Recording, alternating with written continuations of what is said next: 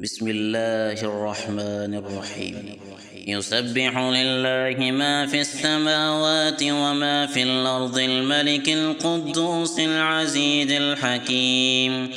هو الذي بعث في الأميين رسولا منهم يتلو عليهم آياته ويزكيهم ويعلمهم الكتاب والحكمة وإن كانوا من قبل لفي ضلال مبين وآخرين منهم لما يلحقوا بهم وهو العزيز الحكيم.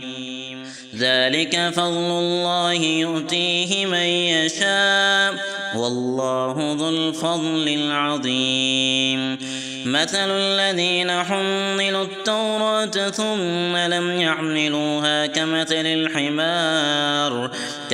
الحمار يحمل أسفارا بئس مثل القوم الذين كذبوا بآيات الله والله لا يهدي القوم الظالمين. قل يا أيها الذين هادوا إن زعمتم أنكم أولياء لله من دون الناس فتمنوا الموت إن كنتم صادقين ولا يتمنونه أبدا بما قدمت أيديهم والله عليم بالظالمين.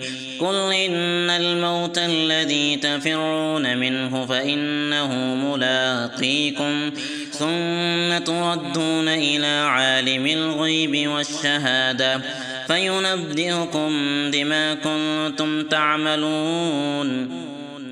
يا أيها الذين آمنوا إذا نودي للصلاة من